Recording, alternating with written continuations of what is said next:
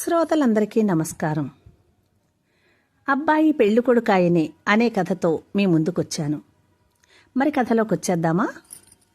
అబ్బాయి పెళ్ళికొడుకాయనే కథ రచన పఠనం విజయలక్ష్మి. హే, ఇది చూడండి, ఈ అబ్బాయి ప్రొఫైల్ బాగున్నట్లుంది.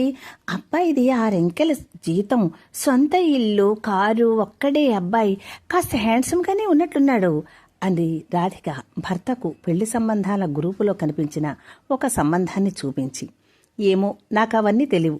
నువ్వో ధృతి నచ్చుకుంటే నన్ను మాట్లాడమంటే మాట్లాడతాను అన్నాడు నిట్టూరుస్తూ రవికృష్ణ. ధృతి చూడు అంటూ కూతురికి చూపించి, ఈ సంబంధం నీకు నప్పుతుందేమో అంది. ఏంటమ్మా, అసలు ఆ అబ్బాయిని చూడకుండా నేను మా అతనితో మాట్లాడకుండా నప్పుతుందేమో అంటావేంటి? నేనేం చెప్పలేను అంటూ స్కూటీ మీద బయటకు వెళ్ళిపోయింది విసురుగా ధృతి. రాధిక, నేను మాట్లాడనా అన్నాడు రవికృష్ణ. ఏమండి, ఏదో పెద్ద మన వాళ్ళు వెంట పడిపోతున్నట్టు మాట్లాడకండి, వాళ్ల గురించి పూర్తిగా ఎంక్వైరీ చెయ్యాలి కదా అంది రాధిక. ఓం ప్రథమం అంటూ మొదలెట్టేసరికి నెగిటివ్గా మాట్లాడతామేంటన్నీ అన్నాడు రవికృష్ణ. సరే, ఫోన్ చెయ్యండి అంది రాధిక. రవికృష్ణ ఫోన్ చేశాడు. హలో, ఎవరండి అంది అవతల కంఠం. మీ అబ్బాయి గురించి చేస్తున్నానండి, మా అమ్మాయి ఉంది అనేసరికి అవతల కంఠం అత్యుత్సాహంగా, నమస్తే అండి, మా అబ్బాయి చాలా బుద్ధిమంతుడండి అంటూ మొదలుపెట్టేసరికి రాధికకి ఒళ్ళు మండింది. చాలా బుద్ధిమంతుడా అంటే అమ్మా నాన్న నాతోనే ఉంటారనే బాపత కాబోలు అనుకుంటూ రవికృష్ణ చేతిలోని ఫోన్ లాక్కుని, ఏదో సంబంధం గురించి తెలుసుకుందామని చేశామే కానీ మేము మా అమ్మాయికి ఇంకా 2 ఏళ్ల వరకు పెళ్లి చేయమండి అంది రాధిక ఒకంత గర్వంగా. మరి ఫోన్ ఎందుకు చేశారండి అంటోంది అవతల కంఠం. 2 సంవత్సరాల తర్వాత చేసే పెళ్లి కోసం ఇప్పుడు అడగడం ఏమిటి అంటూ టక్కున ఫోన్ పెట్టేసింది అవతల కంఠం. ఏంటి రాధిక, సంబంధం బాగుందని నువ్వే కదా అన్నావు, మళ్ళీ ఇంతలోనే ఏమైంది రివర్స్గా మాట్లాడుతున్నావు అన్నాడు రవికృష్ణ కోపంగా. మీరెందుకల్లా ఇదైపోతున్నారు? చూసిన సంబంధం వల్ల అయిపోవాలనుకుంటారేంటి? మీరు మాట్లాడకుండా ఊరుకోండి, అన్నీ మనకు నచ్చితేనే ముందుకెళ్తాం, కంగారేంటి అంది రాధిక. వాళ్ల మాటలు చూస్తుంటే పిల్లాడి దగ్గరే ఉండేలా ఉన్నారు, అలా వాళ్ల నెత్తి మీదుంటే నా కూతురు భరించలేదు అంది ఆవేశంగా రాధిక. చాలా బాగుంది, పిల్లలన్నాక తల్లిదండ్రులు చూడకపోతే ఎలా అన్నాడు రవికృష్ణ. చాలండి, మీరు ఏ యుగంలో ఉన్నారు అంది రాధిక. మనమందరూ కలియుగంలోనే ఉన్నాం కానీ పిల్లలకు నచ్చ చెప్పవలసిన తల్లివి నువ్వే అన్ని వంకలు పెడుతున్నావు అన్నాడు రవికృష్ణ. నా కూతురికి నాకు అన్నీ నచ్చితేనే ఒప్పుకుంటాం, మీరు మధ్యలో కలగజేసుకోకండి. అసలు ఓర్పు సహనం ఏమైనా మీకున్నాయా? ఏది చూస్తే అదే చేసేయాలనుకుంటారేంటి అంది అసహనంగా రాధిక. 6 అంకెల జీతం కావాలన్నారు కదా, ఈ అబ్బాయికి 6 అంకెల జీతం ఉంది కదా, అబ్బాయి బాగున్నాడు, ఇంకేం కావాలి అని రవికృష్ణ కూడా కాస్త చిరాకుగానే అన్నాడు. నా కూతురికి ఎవరు బర్డెన్ కాకూడదు, ఆ అబ్బాయికి తల్లి తండ్రి ఉన్నారు, వాళ్ళు ఎప్పుడో నాడు దాని మీదకు తయారవుతారు. ఆ పల్లెటూరు వాళ్ళు వచ్చేసి చాదస్తపు మాటలు ఆడుతుంటే దానికి చిరాగ్గా ఉంటుంది. మన పిల్ల చూస్తే మోడర్న్గా ఉంటుంది, అది వేసుకునే పొట్టి బట్టలు స్లీవ్లెస్లు వాళ్ళకి నచ్చక గొడవలు పెట్టచ్చు. మన ఇవన్నీ ఆలోచించుకోకుండా దాని ఇష్టాలను గౌరవించే వాళ్ళని చేసుకుంటాం. ఇప్పుడు తొందర ఏముంది అంది రాధిక. అవును, నువ్వు కూడా చాలా మోడర్న్గా తయారయ్యావు అన్నాడు రవికృష్ణ. మీరు మాత్రం తయారవ్వలేదు కదా అంది రాధిక. అవును, నేను పల్లెటూరు వాడినే, రేపొద్దున్న నీ కొడుక్కి పిల్లల్నెవరిస్తారో చూసుకో అన్నాడు రవికృష్ణ అక్కసుగా. నా కొడుక్కి వెంటపడొచ్చి చేసేసుకుంటారు ఎవరైనా, నా కొడుక్కేం తక్కువ అంది రాధిక. నువ్వు నేను ఉండడమే తక్కువ, ఇద్దరికీ చెరో కురుతాడు తెమ్మంటావా అన్నాడు వెటకారంగా రవికృష్ణ. ఏం మాటలవి, మనకేం కర్మ అంది రాధిక. మరి నీలాగే ఆడపిల్లల తల్లిదండ్రులందరూ ఆలోచిస్తే నీ కొడుక్కి జన్మకు పెళ్ళవుతుందా? అసలు ఏం మాట్లాడుతున్నావో నీకే తెలియడం లేదు. మానవత్వం ఉందా అసలు నీకు? తల్లిదండ్రులు లేకుండా పిల్లలు ఎలా వస్తారు? కని పెంచి పెద్ద చేసి కోడల చేతిలో పెట్టి చచ్చిపోవాలా తల్లిదండ్రులు? చూసి చూసి నాకు విసిగెత్తుతోంది. ఒక సంబంధం పెళ్ళికొడుకు నచ్చక, ఇంకో సంబంధం వాడి తండ్రి నచ్చక, ఇంకో సంబంధం జీతం తక్కువ, ఇంకొక సంబంధం బట్టతల, ఇలా ఎంచుకుంటూ పోతే ఎలా చెప్పు? కాస్త కోపంగానే అన్నాడు రవికృష్ణ. మా ఇష్టం, మిమ్మల్ని చూడమని అడగలేదు కదా పెంకిగా అంది రాధిక. రవికృష్ణ రాధికలకు ఒక కొడుకు నిఖిల్, కూతురు ధృతి. రాధిక సాంప్రదాయమైన కుటుంబంలో పుట్టి పెరిగినా మనసు నిండా ఆధునిక భావాలు కలిగిన వ్యక్తి. తనకు మోడర్న్గా ఉండడం కుదరలేదు కనుక తన పిల్లలను మోడర్న్గా పెంచాలని ఆశపడేది. అదేవిధంగా పెంచింది. రవికృష్ణకి ఆ ధోరణి నచ్చకపోయినా చేసేదేమీ లేక ఊరుకున్నాడు.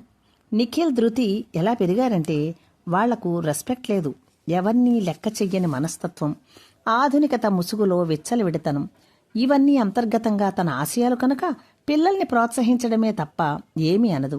రవికృష్ణకి నచ్చకపోయినా అతనే లెక్క చేసేవాళ్ళు ఎవరూ లేరు. రవికృష్ణ సంపాదనకే తప్ప ఆ ఇంట్లో పెత్తనమంతా రాధికదే. అసలు ఇలా సంబంధాలు వెతకడం కూడా రాధికే నచ్చదు. కూతురు ఎవరినైనా లవ్ చేసి పెళ్లి చేసుకుంటే బాగుండునని ఆశపడుతుంది. అలా చేస్తేనే తమకు స్టేటస్ ఉన్నట్లు లెక్క అనుకుంటుంది. ఎన్నోసార్లు కూతురుతో అంది కూడా, ధృతి, నీకెవరైనా నచ్చితే లవ్ చేసి పెళ్లి చేసేసుకో అని.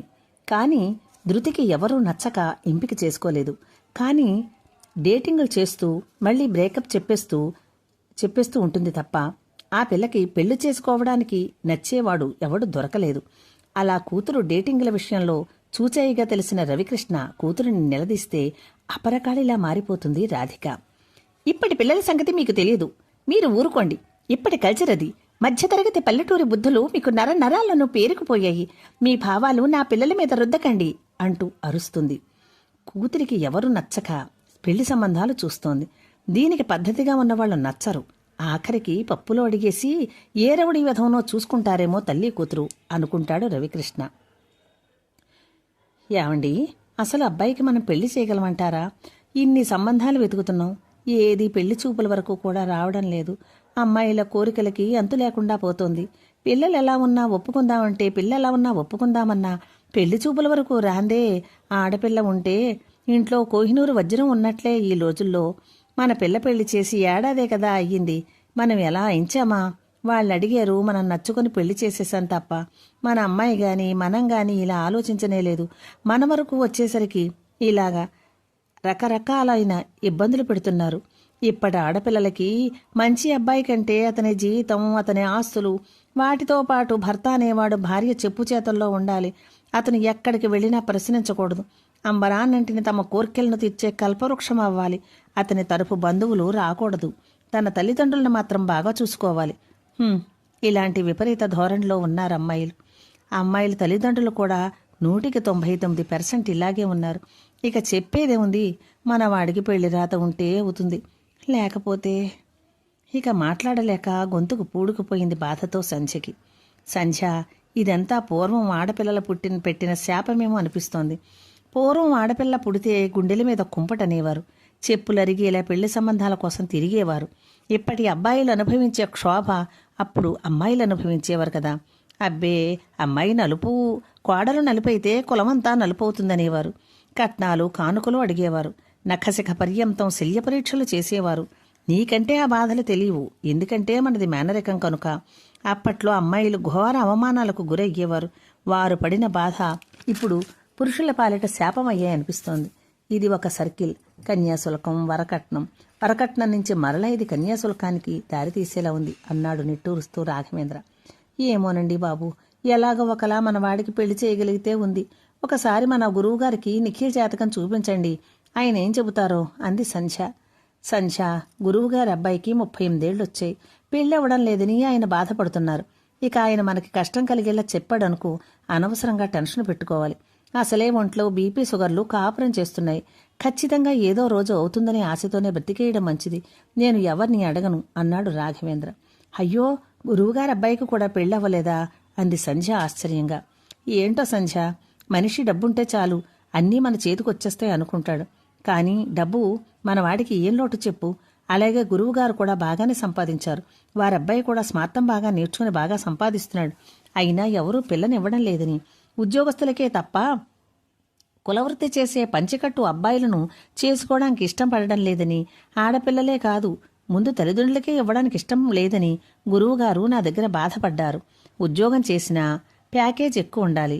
ఇదివరకటిలా ఎవరో బంధువుల ద్వారా సంబంధాలు వెతకడం లేదు. ఇలా గ్రూపుల్లో పెట్టి సంబంధాలు చూసుకుంటున్నారు. అవతల వాళ్ళు ఎలాంటి వాళ్ళో తెలియడం లేదు. ఏముంది, పెళ్ళైనంతసేపు పట్టడం లేదు విడాకులకి. అయితేనేమి, ఈ మధ్యకాలంలో పునర్వివాహాలు కూడా చాలా ఎక్కువగానే జరుగుతున్నాయి. ఇది వరకు ఏ కారణం చేతనైనా భర్తకు దూరమైన అమ్మాయికి పరువు, సాంప్రదాయం పేరుతో ద్వితీయ వివాహం చేసేవారు కాదు. కానీ ఇప్పుడు విడాకులు తీసుకున్నంత వేగంగా మళ్లీ పునర్వివాహాలు చేసేసుకుంటున్నారు. బంధం విడిపోయిందనే బాధ అసలు మనసుకి అంటనీయడం లేదు ఇప్పటి యువత అన్నాడు రాఘవేంద్ర. బాగా చెప్పారు. ఏమో మన వాడి యోగం ఎలా ఉందో ఏంటో, వాడికి వివాహ యోగం ఉందో లేదో ఆ భగవంతుడే తేల్చాలి అంది సంధ్య బాధగా నిట్టూరుస్తూ. నిఖిత ప్రొఫైలు ఎంతమంది చూశారో, నిఖిల్ ప్రొఫైలు ఎంతమంది చూశారో, కానీ పెళ్లి చూపుల వరకు ఒక్కటీ రాక నిఖిల్కి కూడా నిరాశ మొదలైంది. తనకేం తక్కువ, 6 అడుగుల అందగాడు, మంచి జీతం, తనకే దురలవాట్లు లేవు. చెల్లికి పెళ్ళైపోయింది. అమ్మా నాన్న పల్లెటూరులో వారి బతుకువారు బతుకుతున్నారు. తనకి ఏం తక్కువ? అమ్మాయిలు నచ్చుకోవడం ఎందుకు నచ్చుకోవటం లేదో, తనకంటే అందం తక్కువ, జీతం తక్కువ ఉన్న వాళ్ళకి కొంతమందికి ఈజీగా పెళ్ళైపోయింది. నిఖిల్ గారు, ఇక కులంలోనే కావాలంటే సంబంధాలు కుదరవండి, మానవ కులమా కాదా అనుకుని కుల నిమిత్తం లేకుండా చేసేసుకోండి అని సలహా ఇచ్చేవాడు ఒకడు. ఇంత అందమైన నిఖిల్కి ఏ అమ్మాయి పడలేదా అనేవాడు ఒకడు. అలా తన గురించి గుచ్చి గుచ్చి అంటుంటే అతనికి తల కొట్టేసినట్లుంటోంది. కానీ ఏం చేయగలడు, కాలమే దీనికి తీర్పు చెప్పాలి అనుకుంటూ హడావిడిగా ఆఫీసుకు బయలుదేరాడు. ఈలోపు ఫోన్ మోగింది. ఎవరని చూసేసరికి తండ్రి రాఘవేంద్ర. హలో నాన్నగారు అన్నాడు నిఖిల్. బాబూ నిఖిల్, ఈరోజు రాత్రికి బయలుదేరి ఇంటికి రా, పెళ్లి కూతుర్ని చూడ్డానికి వెళ్ళాలి అన్నాడు సంతోషంగా రాఘవేంద్ర. ఆశ్చర్యపోయాడు నిఖిల్. తనకి పెళ్లి చూపులా? సంతోషంతో పాటు ఒక విధమైన టెన్షన్ కూడా గురయ్యాడు.